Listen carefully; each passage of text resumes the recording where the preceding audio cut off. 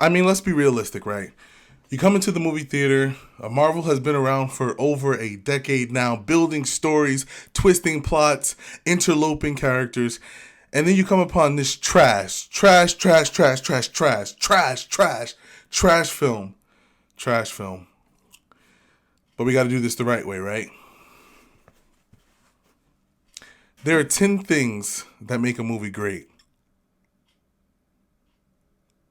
10 things that make a movie great. Plot, attraction, theme, acting, dialogue, cinematography, editing, soundtrack, directing, and the it factor. Those are the things that I live for. With this movie, man, it does not give you much reason to live. What do I have here? A piece of paper. This piece of paper literally can be compared to the Marvel movie that I just saw. And I just want to let you guys know very briefly just what I thought about this film.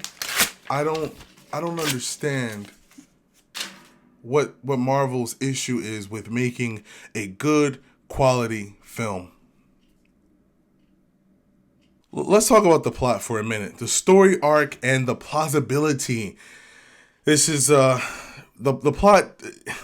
We find ourselves dealing with a villain whom is angry at Captain Marvel because she's destroyed their natural resources. So the entire film finds itself, this character, this angry character here, the villain, as it were, the worst villain that I've ever seen, Darbin, trying to gather resources to save her planet throughout the entire galaxy. This includes water, this includes sunlight, fun, or whatever else there is needed to be able to save one's planet. And that's what the entire story arc is built on, and the plausibility. And I'm going to give it a 0 because there was no arc and plausibility. Like the way they developed this plot literally can be have been done and summed up by a first grader. When I go into a film, a Marvel film with 3 superheroes, right? I'm expecting to see a little bit more pizzazz than what I was seeing in that local theater, and that was disgusting. It was disgusting. Let's talk about the attraction. Number 2, premise and entertainment value. Wasn't entertained, and not much premise. One of the things that disgusted me was the fact that you're going to be attracted to this film because it is a Marvel movie entitled The Marvels. Well, it should have been called The Sorries. When you're talking about being entertained, throughout the film, I found myself like this. Unamused, right? That did nothing for you as the viewer of this YouTube video. You were unamused with that. I was unamused with the attraction and entertainment value. It was very cool to see Saber, as it were, but the way it was downplayed, it didn't stick well with me, man. It didn't stick well with me. When you're talking about something as intricate in a movie such as the premise, it's something that you are expecting to carry the entire film. That was done poorly. That was done poorly. It wasn't based on anything stable, which brings me to point number 3. Identity and depth. That's our theme. Those 2 components. So right now we're still zeroed out on the cinema scale. The theme, the identity and the depth. Captain Rambeau didn't have much identity. There was a small little bit of background in connection with her mother dying from cancer. We relived some of WandaVision there. We saw those scenes already. A lot of it was just old dialogue. And then the scene where Captain Marvel is talking to Captain Rambeau's mother, just a few additionals in connection with the fact that she wanted Captain Marvel to take this cat with her as the cancer had returned, etc. So there was some dialogue between the 2 of them up until Captain Marvel's mother died, which she lost in the blip. However, in spite of all of those flashbacks, there was little or no character development. Even Kamala, ooh, Miss Marvel, the one that everyone is talking about. She's going to be the face of the new Avenger team. There wasn't much There wasn't much character development with her, even down to the bangle that she got from her Hanana. Like, I don't understand why they took the film that route. So there was no character development there. So that's going to be 0 on the scale. Let's talk about the acting. Characters and performance. No good. No good. No good. Ugh. No good, people. Wow. So let's talk about Nick Fury, for example. If you're going to have someone like Samuel L. Jackson come back into a film, make sure that his role matters. Why would you have Nick Fury in and out of scenes just to shout some profanity, give some basic dialogue, make some plot hold statements, and then just whisk him away without any further detail or development whatsoever? Aye. Saber was under attack, and I guess it was saved. Not sure. A lot of plot holes there. We don't know what's going to happen. I don't know. And so it wasn't communicated well through the acting. The characters and the performance, people, they're supposed to drive this film. They're supposed to be able to get this film up and running, as it were. And let me tell you something. Let's just talk about this villain for a minute. Zaw Ashton, she's trending, and I can't imagine why. Zaw Ashton, let's talk a little bit about her. She is a British actress and playwright, but clearly she does not have the cut-out desire to be a villain. She's not cut out for it. There were many villains in the MCU that I've seen up until this point. I've seen every single Marvel movie that's been published and released to date, and I've seen some scary villains. And let me tell you, she was not one of them. First of all, if you're going to make a scary villain, they have to have a scary background. She didn't have that. So you have her literally running around the film. I'm upset. My planet's resources. I need resources. I have kids on my bus that act like that. Complete and utter fools. So that was a turnoff. That was just unacceptable. There was no basis entirely for her to act a fool like that.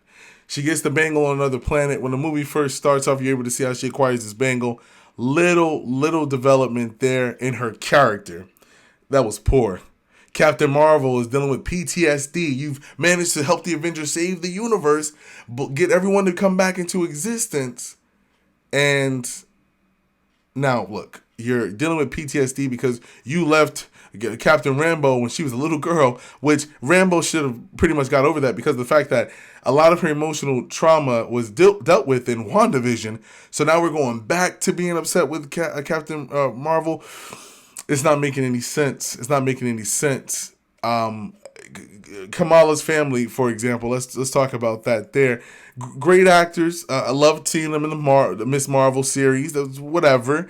But what was their role in this film as actors?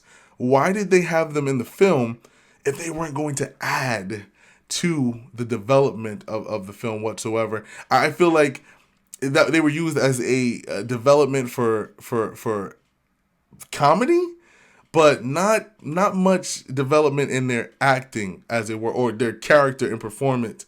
So we're still on the 0. We're still on the 0 for this aspect. Number 5, dialogue. Storytelling and context. The story was very basic. Captain Marvel made a snafu by going to fight against the Kree from her first movie. And the sad part about it is she destroyed some of the resources on Hala because she thought that it was going to help them break free, when in actuality, Captain Marvel wasn't able to balance out that decision wisely. So she created enemies instead of allies. And that's what the movie's really based on. If you saw the first Captain Marvel movie, I would recommend that you go see it so you can understand some of the issues that she's having. I thought it was really odd, too, that in the beginning of this film, they had her going back through some of her memories from the past. That was a bit strange, a little bit odd. It's not doing much for the dialogue, and the storytelling and the context. Yowzer. 6. Cinematography. The visual language, the lighting, the setting, the wardrobe. Blah, blah. It was terrible. Like, all right. So the purpose of an upgrade is to make something better, right? Okay. So I'm going to give you an example of how something wasn't better. Their costumes, right? Their normal costumes are sufficient enough for them to battle the forces of evil and make sure everyone is safe around the galaxy. However, this was how do I say, it was downplayed when they changed into their movie getup or their warrior costumes. It was very, very poor set. It was a very basic film. And some of the graphics looked a little bit cheesy. I'm going to tell you, a little bit cheesy for a Marvel film that has a budget that you won't be able to fathom. I just let's see the Marvels film budget. Yeah, so the budget for the Marvels is around, just like I thought, $270 million. Okay, and then Captain Marvel had a budget of 175 million. Now, what they spent that 270 million dollars on? Don't get me the line, but I will tell you this: it wasn't spent on a good plot, attraction, theme, acting, or dialogue. Cinematography, all that included. It didn't do anybody justice. So they could have took that $270 million. They could have literally took that $270 million and brought some common sense with it. That's what they could have did with that $270 million. Number 7, the editing, pace, and defects. You're kind of jumping all over the place, man. It has to pace. 1 minute they're there, 1 minute they're there, 1 minute they're there, 1 minute they're there. Like, what was the point of them switching places other than a cheesy written design for them to just meet each other? Like, there was no other way you guys could have got them together rather than their powers surging at the same time and have them teleport different places. It felt like a little bit of a Fantastic Four Silver Surfer. Like, oh, we touch somebody, we touch someone, and then we get their powers. What are we doing here, Marvel? Like, that, just a lot of inconsistency for people who deserve better. You deserve better as the viewer. Fine. So the pace and the effects was just pretty much choppy. A lot of quick scene changes like that. You just all over the place all the time. A lot of quick scene changes. But whatever. Soundtrack. There was a song that they chose to involve in this film during the last bit of the movie. It was a very stupid song to choose. Usually Marvel is spot on with their songs, but this one, no good. This song was not good. It just didn't make a lick of sense. It didn't make a lick of sense. Like, why are you doing this, Marvel? Anyways, it was there. It was tolerable.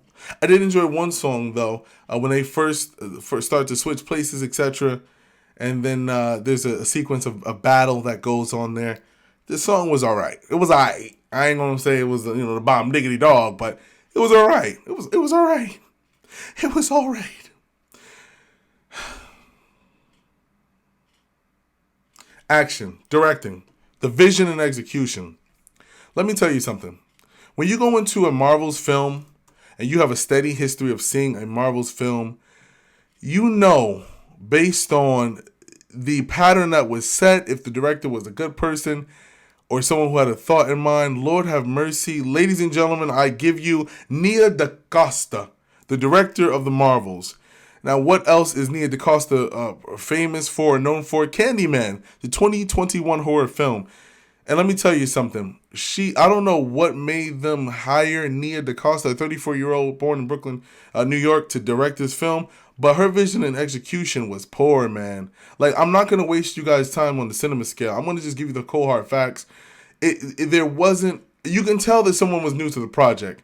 Like, this wasn't someone who has history with Marvel. This was just someone who filled the role for the job. And a lot of the things that get on my nerves is that the studio don't factor in these decisions when they hire these people, okay? So the directing, the vision and execution is going to be zeroed out. Now, the only thing that's going to save this film, as it were, which is not much of anything, number 10, the it factor, okay?